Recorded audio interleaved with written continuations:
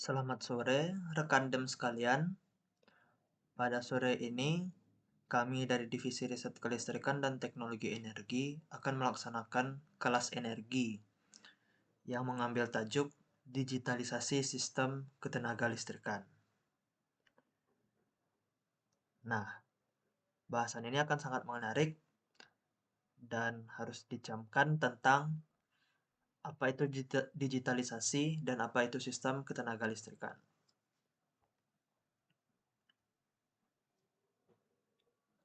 Sebagai pembuka, lebih baiknya kita saling mengenal terlebih dahulu. Perkenalkan, saya Aldino Putra Andreas dari jurusan Teknik Nuklir dan partner saya Bayu Wiranata dari jurusan Teknik Mesin.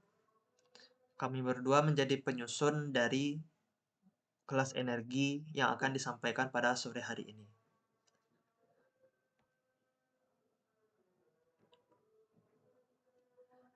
Pada pemaparan kelas energi sore hari ini, kami memiliki tujuan umum sebagai elaborasi dasar tentang smart grid, sehingga kata kunci dalam pemaparan ini seperti yang terlihat pada slide kosongan begini. Yang pertama ada tentang power system, yang selanjutnya dikenal sebagai sistem ketenagalistrikan. Ada tentang IoT atau Internet of Things, yang mana keduanya terinterkoneksi. Dan akhirnya kata kunci yang paling penting yaitu smart grid, sebuah jaringan kelistrikan pintar.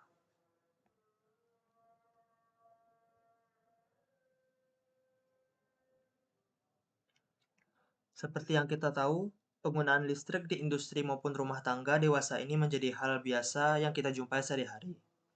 Tapi jika dibayangkan, sejak pertama kali manusia berhasil membangkitkan listrik, tentu belum terbayangkan untuk menggunakan listrik secara komersil menggunakan sistem terintegrasi yang hari ini kita miliki.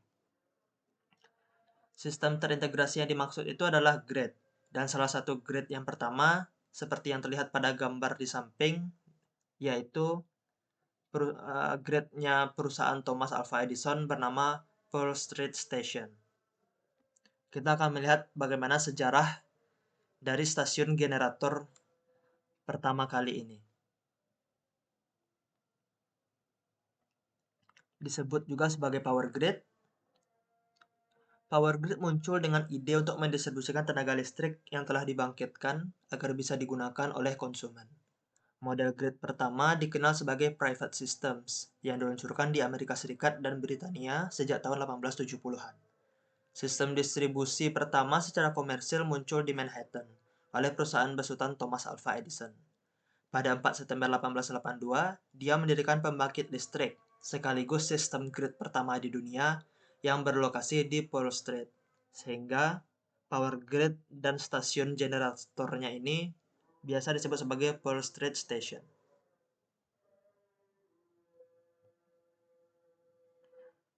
Nah, setelah berkenalan dengan sejarah tadi, power system atau sistem ketenagalistrikan itu sendiri bisa dipahami sebagai 3 subkomponen yang saling bekerja sama, yaitu ada subkomponen generation alias pusat tenaga listrik, ada subkomponen transmission atau sistem transmisi, dan ada subkomponen distribution atau sistem distribusi.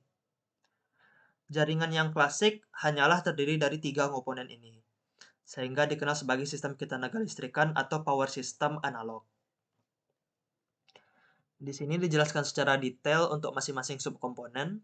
Yang pertama, pusat tenaga listrik, yaitu fasilitas pembangkitan tenaga listrik yang tersedia dengan berbagai metode pembangkitan energi. Infrastruktur ini bertanggung jawab secara teknik. Yang kedua ada sistem transmisi, yaitu tahap pertama transfer tenaga listrik dari gardu induk menuju gardu distribusi. Teknologi paling dikenal adalah penggunaan arus AC pada sutet atau saluran udara tegangan ekstra tinggi. Yang ketiga adanya sistem distribusi yang bekerja dari gardu distribusi melalui jaringan listrik dalam kota untuk penyaluran kepada industri maupun rumahan.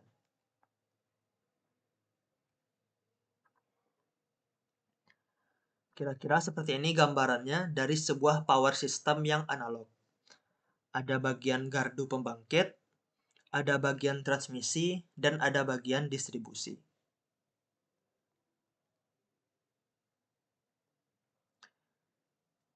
Nah,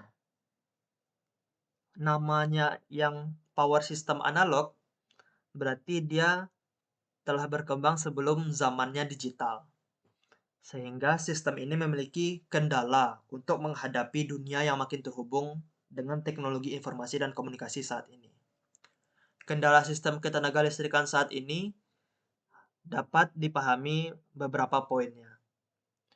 Misalnya adanya inflexible energy rates, adanya unnoticeable customer fraud, adanya unexpected power disturbance, adanya pemadaman, serta peak power consumption yang tidak diprediksi dan dimanajemen.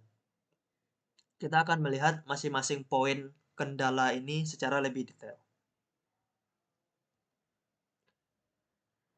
Yang pertama yaitu mengenai inflexible energy rates. Maksudnya, tentang tingkatan daya dari gardu pembangkit atau generation stations yang tidak mungkin diubah dalam waktu terbatas sesuai kebutuhan grid jaringan listrik, tapi hanya bisa ditentukan sebelumnya. Misalnya, rekan-rekan dapat membayangkan peta ini menunjukkan tingkatan daya yang sudah dipilih sejak awal untuk memenuhi konsumsi daya dari pelanggan di masing-masing daerah. Tingkatan daya ini hanya dapat ditentukan sebelumnya serta tidak bersifat dinamik. Lalu kendala yang kedua adanya unnoticeable customer fraud. Maksudnya adalah kesalahan pengukuran konsumsi daya listrik pelanggan, baik karena kesalahan grid jaringan listrik maupun karena kenakalan pelanggan. Yang ketiga adanya unnoticeable unexpected power disturbance. Maksudnya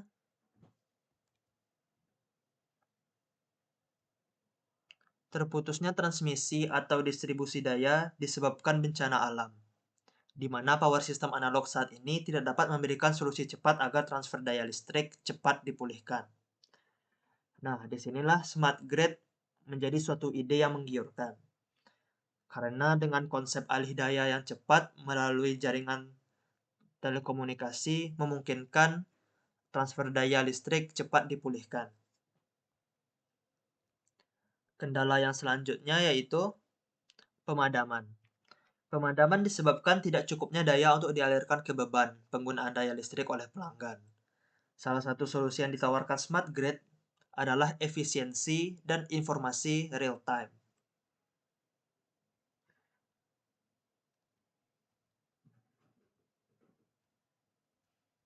Selanjutnya, kendalanya adalah peak power consumption yang tidak bisa diprediksi dan dimanajemen.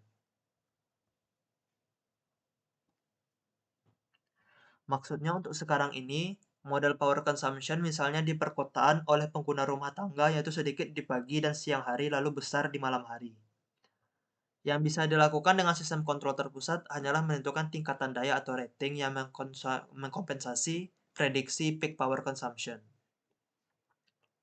Kurva di samping ini menunjukkan kenyataan itu.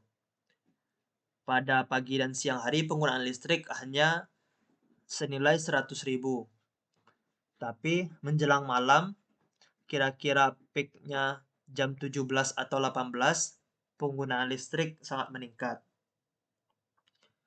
Nah, walaupun sudah ada kurva prediksi yang seperti ini, tentunya hal ini hanya bisa didapatkan melalui data yang lama. Sehingga tidak praktis untuk membuka jaringan grid di daerah-daerah yang baru. Nah, berkenaan dengan power system analog dan kelemahannya yang begitu, teknologi komunikasi dan informasi hari ini sudah seharusnya menggiring kepada tren baru digitalisasi sistem ketenaga listrikan. Selanjutnya, digitalisasi power system analog tersebut adalah dengan menerapkan IoT atau Internet of Things seperti yang tampak di slide ini, serta ICT atau teknologi informasi dan komunikasi. Pertama, kita pahami dulu apa itu IoT atau Internet of Things. Secara sederhana, kita hanya perlu memahami IoT sebagai sebuah teknologi sistem di mana semua benda sekitar seperti alat elektronik dapat saling terhubung, dan kita dapat mengontrol dan memonitoring datanya jika terkoneksi melalui internet. Dalam hal ini berarti kita dapat mengontrol semua alat elektronik yang terhubung melalui PC atau smartphone kita. Contohnya adalah smart home. Pada gambar ini terlihat model-model umum smart home, di mana pengguna mempunyai sebuah smartphone yang bisa saling berkomunikasi dua arah dengan TV, berkomunikasi dua arah dengan lampu, serta berkomunikasi dua arah dengan mesin cuci. Lalu kita lihat sedikit cara kerja IoT. Secara sederhana, IoT bekerja dengan cara beberapa sensor mengumpulkan data. Data yang telah dikumpulkan ini akan dikirim ke cloud, lalu data tersebut akan diproses dan dianalisa dengan menggunakan machine learning. Istilah machine learning sendiri adalah studi tentang algoritma komputer untuk meningkatkan kemampuan komputasi komputer. Secara awam, penggunaan istilah AI atau Artificial Intelligence dan Machine Learning sering dipertukarkan. Karena jika Artificial Intelligence menjelaskan bahwa perangkat elektronik mampu untuk menjadi cerdas, Machine Learning menjelaskan bahwa algoritma komputer mampu menyelesaikan masalah secara lebih tepat. Cara kerja IoT secara sederhana dapat dilihat pada diagram ini. Awalnya, sebuah benda diberi IP yang terhubung ke internet, dan alat tersebut juga memiliki sensor untuk mengumpulkan informasi dalam bentuk data yang dibutuhkan. Setelah data yang diperlukan terkumpul, data ini akan dikirim ke cloud atau penyimpanan data untuk selanjutnya diolah. Kelebihan IoT sendiri dalam mengolah data adalah dapat mengolah data secara sendiri dan berkomunikasi secara dua arah.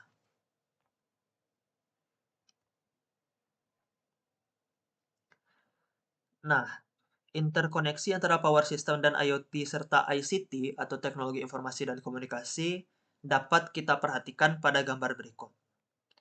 Sistem ini dapat dilihat memiliki dua subkomponen, yaitu adanya power infrastructure atau infrastruktur daya dan adanya communication infrastructure atau infrastruktur komunikasi.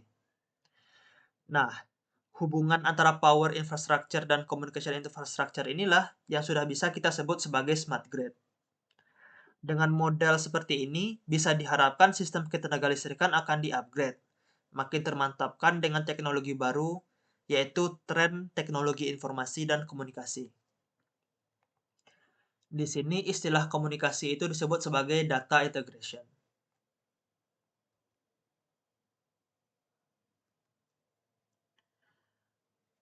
Nah, kita sudah paham tentang power system yang analog, kita sudah paham bahwa tren teknologi informasi dan komunikasi menggiring kepada penggunaan IoT untuk smart grid. Sekarang kita akan melihat sendiri smart grid sebagai suatu sistem.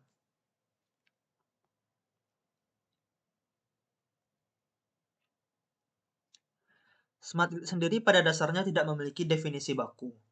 Pendefinisian smart grid oleh berbagai pihak didasarkan pada kebutuhan dan kepentingannya masing-masing. Tetapi yang bisa dilihat hampir sama di seluruh smart grid adalah subkomponennya. Subkomponen ini menjelaskan cara kerjanya smart grid. Subkomponen atau cara kerja itu yang pertama adanya teknologi informasi dan komunikasi atau ICT, yang kedua adanya teknologi sensor dan monitoring, dan yang ketiga adanya perangkat komponen power system dan penyimpanan energi.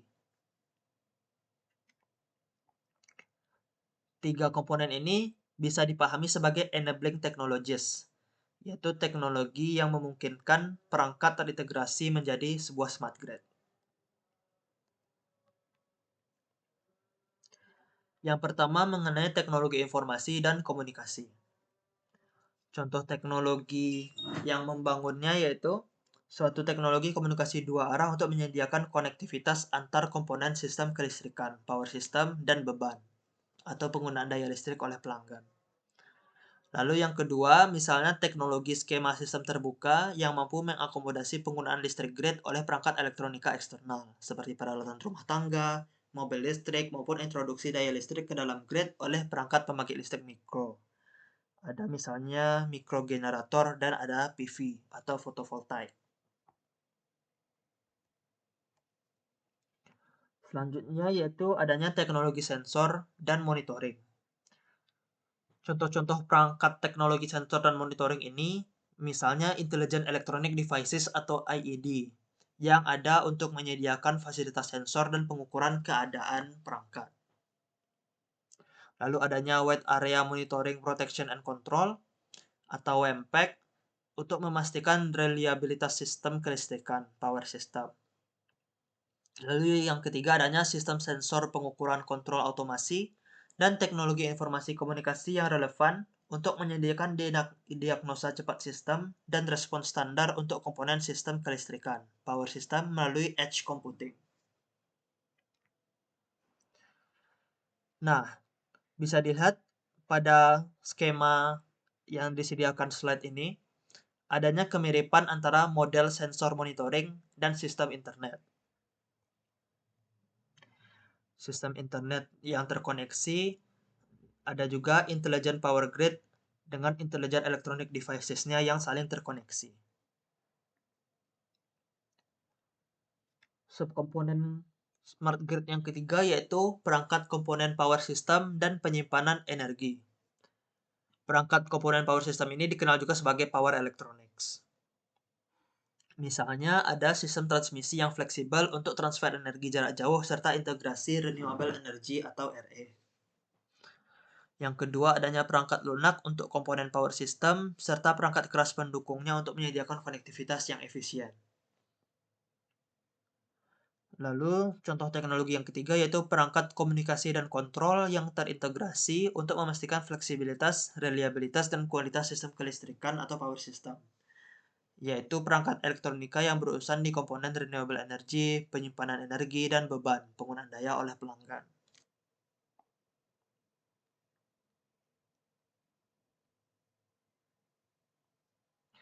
Berikut ini diagram smart grid yang dibangun atas 3 subkomponen yang tadi. Ada teknologi informasi dan komunikasi, ada teknologi sensor dan monitoring, dan ada perangkat komponen power system dan penyimpanan energi yang semuanya sudah bercampur aduk dalam sistem skematik diagram yang kita lihat di slide ini. Yang perlu diperhatikan sebagai infrastruktur daya di sini seperti adanya pembangkit konvensional disebut sebagai distributed generation dan adanya pembangkit energi terbarukan misalnya fotovoltaik dan solar wind farms. Lalu kita melihat adanya infrastruktur komunikasi misalnya internet dan substation control.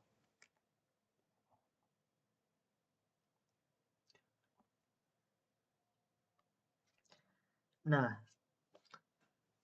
sampai pada titik ini, kira-kira kita sudah mengerti secara teoritis apa itu smart grid. Tapi smart grid sendiri adalah jawaban untuk suatu permasalahan pragmatis. Sehingga kita perlu melihat teknis penerapan dari teknologi smart grid ini.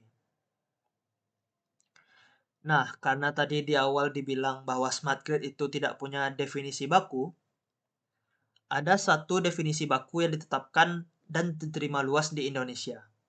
Karena pendefinisian kaku ini dipakai oleh Kementerian ESDM.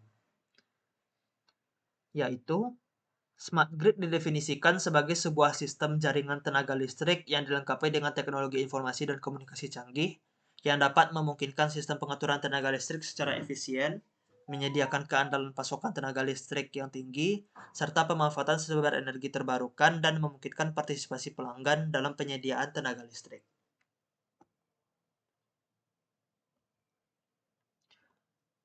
Nah, definisi tadi itu misalnya pernah diucapkan pada webinar Smart Grid yang berjudul Smart Grid sebagai solusi keandalan sistem tenaga listrik yang diadakan pada 9 Februari 2021 yang lalu. Pada kesempatan webinar tersebut, Koordinator Kerjasama Ketenaga Listrikan Senda Hakardam mengatakan bahwa konsep smart grid ini mengikuti tren industri 4.0 yang dimana konsumen dalam hal ini juga dapat berperan sebagai produsen. Dapat memproduksi, menyimpan, dan menjual listrik kepada penyedia atau sesama konsumen listrik.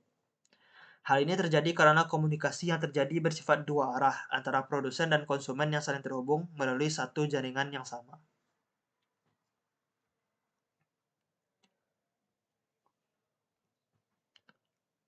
Kita melihat contoh-contoh teknis smart grid itu pada usaha-usaha yang dilakukan oleh perusahaan listrik negara PLN. PLN sebagai perusahaan kelistrikan paling berpengaruh di Indonesia telah melaksanakan beberapa pilot project tentang smart grid. 10 diantaranya diperlihatkan di gambar berikut.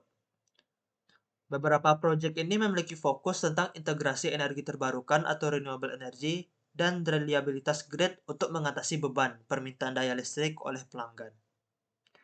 Misalnya, dua contoh yang akan dibahas di slide berikutnya. Pertama yaitu Smart Microgrid Sumba. Smart Microgrid Sumba adalah pilot project yang dilakukan PLN bersama BPPT dan Kenerjanan di Kementerian SDM. Tujuannya yaitu satu, untuk membuktikan bahwa renewable energy yang intermittent bisa diintegrasikan ke grid jaringan kelistrikan jika dipakai model smart grid. Dan objektif atau tujuan yang kedua adalah percobaan untuk beralih dari ketergantungan terhadap bahan bakar fosil. Nah, dari pilot project ini, pelajaran yang didapat yaitu bahwa terbukti ICT memungkinkan penggunaan fotovoltaik ke dalam grid secara bertahap, dan mampu juga secara bertahap lebih reliable sehingga tidak diperlukan generator berbahan bakar fosil cadangan. Generator berbahan bakar fosil cadangan itu dapat dilihat di sini sebagai diesel. Sementara renewable energy yang terbukti bisa diintegrasikan adalah fotovoltaik dan mikrohidro.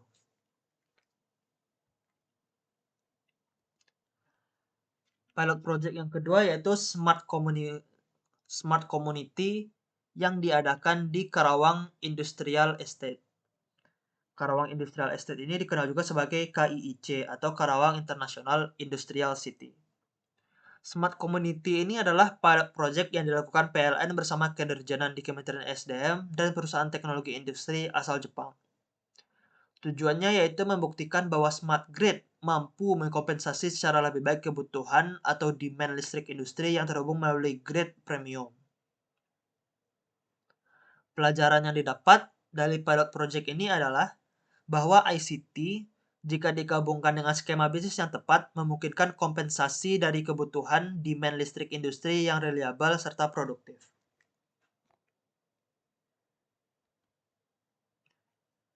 Nah, yang ketiga ada contoh penerapan smart grid oleh perusahaan swasta. Rekan-rekan bisa melipir ke link YouTube ini dan melihat bersama-sama.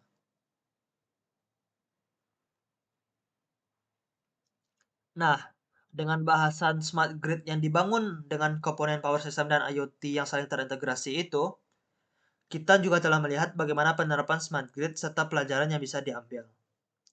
Sekarang kita bisa mengambil beberapa temuan keuntungan digitalisasi untuk sistem ketenagalistrikan, di mana digitalisasi ini ternyata berbentuk suatu smart grid. Benefit yang pertama yaitu bahwa sistem pengaturan tenaga listrik dapat dijalankan dengan efisiensi optimal karena didukung peralatan cerdas seperti smart meters, digital infrastructure, dan smart devices. Yang kedua, terbukti menyediakan grid yang stabil dan reliable.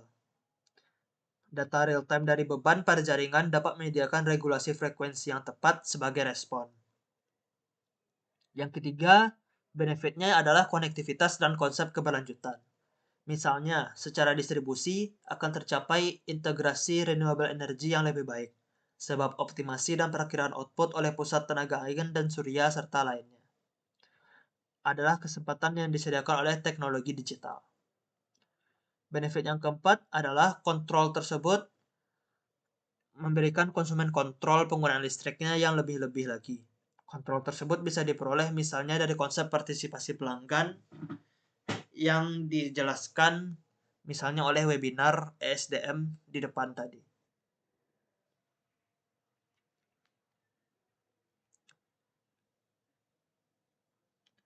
Nah, mencapai slide ini, pemateri merasa rekan-rekan DEM sudah cukup mendapatkan gambaran besar tentang pemahaman umum smart grid saat ini.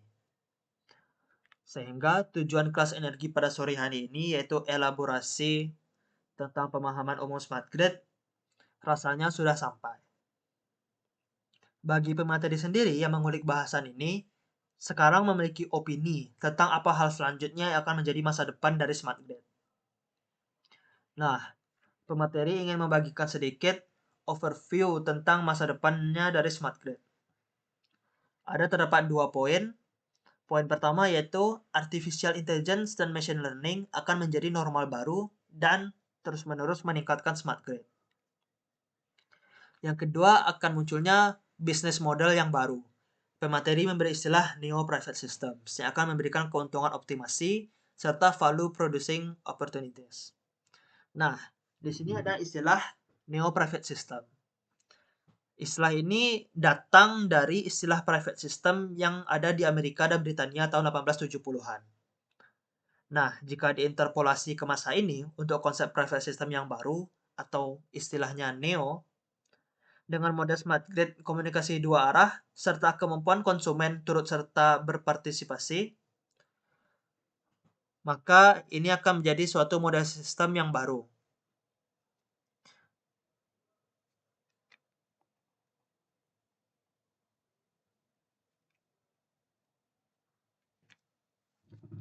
Nah, sekian tentang materinya. Sekarang saya ingin mengajak rekan-rekan untuk refleksi, lalu menyarankan suatu nilai pembelajaran yang bisa kita ambil dari kelas energi pada sore hari ini. Yaitu sebagai mahasiswa, kita harus peka terhadap perkembangan teknologi, serta harus bisa setidaknya memiliki gambaran strategi optimalisasi tenaga listrik di masa depan dengan teknologi yang berkembang tersebut. Dalam konteks materi smart grid kita sore hari ini, teknologi yang bisa diperhatikan itu misalnya bukti-bukti dari PLN bahwa smart grid memungkinkan efisiensi, reliabilitas, bahkan integrasi renewable energy. Lalu, salah satu manfaat dari kemampuan smart grid itu, misalnya kita kaitkan dengan keadaan perubahan iklim hari ini. Dengan adanya poin efisiensi, adanya poin reliabilitas, bahkan poin integrasi energi terbarukan, tentunya manajemen energi listrik yang bagus, semacam itu akan menyukseskan juga usaha global dalam menyelesaikan perubahan iklim. Seperti yang pernah diungkapkan dalam satu kesempatan podcast Endgame-nya Gita Wirjawan, beliau bilang